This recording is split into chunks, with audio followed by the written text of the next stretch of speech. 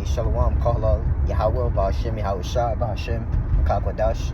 Double honors to my apostles and my other bishops of the great millstone who rule well. Peace and blessings and salutations as always. Goes on to the elect of the nation of Israel. This is your brother, Right Osborne from the Providence, Rhode Island camp, coming at you with another lesson, another in-transit lesson.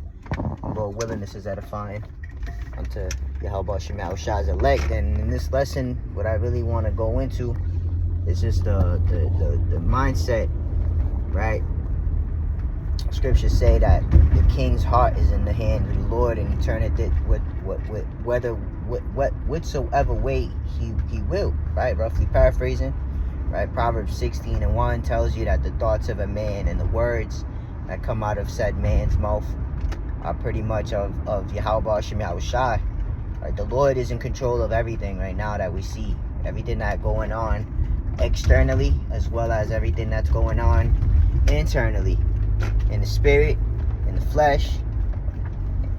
Yahawah Shemyahushai has his hands on all the levers, right? Got his fingers over all the buttons, and he controls all the, he controls operations, man. And the water Yahawah Shemyahushai, because that manner of thought in itself is something that we ought to be grateful for. And I say that, speaking to myself more first and foremost, I gotta be more grateful. We all should be more grateful, all right? Because this is something that allows us to maneuver in the world in a fashion that is unlike the way other people in the world operate. It's unheard of to some, and at times it catches people off guard if they ever do come to the realization of what it is that is taking place in that moment, right? The Lord will allow somebody to see that it wasn't through your own might, it wasn't through your own through your own finances or anything of that sort, right, that you were able to prevail in that particular moment. And whether or not they're able to look at it like, or they look at it as if, oh, it's the universe, or karma, or whatever. Nah, man, we understand that Yahawah Shemyahushai is the one that's doing these things for us. He's the one that is in control of all things, as I stated earlier. And knowing that, we know to ask of Yahawah Shemyahushai for everything, for mercy, for the strength to endure the punishing, the chastisements that we must endure. As the scriptures say, through much tribulation shall we inherit the kingdom to come. So we're gonna inherit things that right now, as it is also written, right, that the sufferings of this current time is not to be compared to those things. So we have to gird up our loins of the loins of our minds, and understand that the Lord is going to get us out of any predicament that we may be put in. And as we're in said predicament, as it is written in the book of Hebrews, right, no chastisement during the present, in the moment in which is you being chastised, it don't feel pleasurable, it don't feel good, but it's for a greater purpose. And at times, as it is written also, that the Lord's ways are higher than our ways. We're not able to see the Lord and the move he's getting ready to do, right? Because when you playing chess, you making moves in your mind before the move is played out externally. Internally, you thinking a couple moves ahead, all right? And the Lord is gonna, he's gonna operate in that fashion, man. He's a master chess player. You see, we're pieces of the chessboard, but the one who's in control of how these pieces move, how we move, is Yahawah Shemyahushai, man. So the water Yahawah Shemyahushai, man. The water Yahawah Shemyahushai, man. I'm saying it, we gotta say it as we should say it, right? This is the reason why that name has been given back to us, Yahawah. Why? Yahawashi.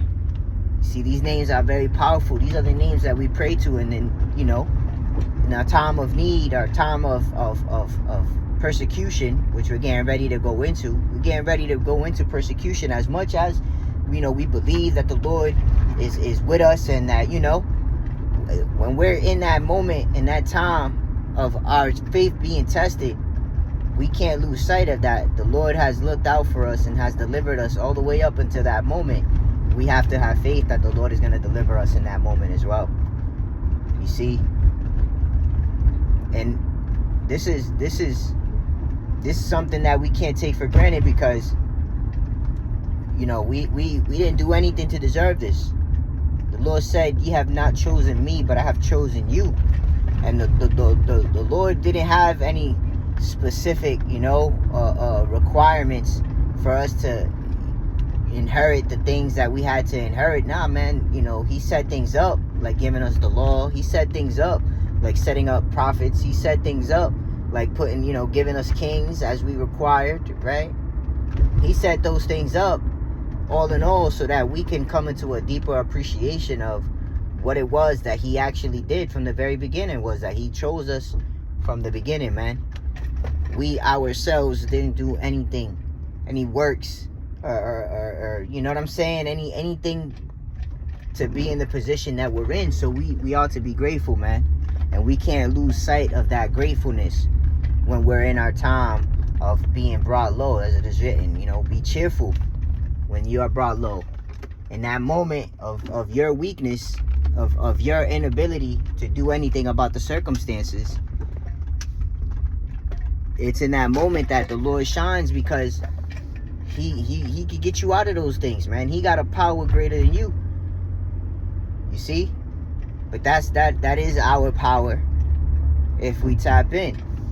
We tap in by way of being repentful for the things that we've done that put us in the position where the Lord was able to turn his face towards us or away from us, and then we fell victim to our own devices. But the time is getting near where the doors of grace are going to be shut, and in that time we have to hold fast to that which is good, man. The Lord has allowed us to, through much weariness of the flesh, through much studying and patience and long suffering and fasting, and through prayer, through brotherly love, exercising the fruits of the Spirit, the Lord has allowed us to understand that when the time comes and when it matters most, that we're not going to be forsaken, because the Lord has delivered us and will continue to deliver us out of everything that we go through. Everything, absolutely everything. Anything that you could think of, that you could find yourself in a position in which, oh damn, you feel like you asked out. Salaki, I'm just parking the V real quick. Give me 1 second. It's in those very same moments that the Lord comes through and he does what he does. But again, it's so that we can know and understand that it wasn't of our own might. It wasn't of our own ability to do these things, but it was through the will and power of Yahawah Shem Yahawashi, and to Wadi Yahawah Shem Yahawashi for that, man. So I'm not going to make this lesson any longer than it is. Lord willing, there will be a part 2, because I'm not done with my thoughts per se, and with Lord willing, in that part 2, I'm actually able to pull up scriptures because I'm in the car right now. But let the Lord's will be done. All right, keep that in mind, right? That we ought to be grateful, and speaking to myself first and foremost, man, we ought to be grateful. We have to be cherishing of this truth and the ministry and the body, right? Because we're not by ourselves. Even when we're alone, we're not alone. The Lord is always with us in spirit, and through the conversations that we have with brothers, through the things that we've witnessed brothers overcome by trusting in the name of Yahawah Shem Yahawashi, man. In our position, in our times of needing that comfort, we might not have a brother there, but we have the words of that brother, which we have the records kept within our minds that, hey, the Lord is looking out for me, and he looked out for that brother then. We might not be around brothers, we might be thinking about brothers. We know the Lord's going to look out for brothers as well, man, and their households, you see? So, again, there's going to be a part 2 to this lesson, just going into the same, that same vibration, right? Being grateful for whatever the Lord puts in our paths, the good, the bad, the pretty, the ugly, the sweet, the bitter, Okay?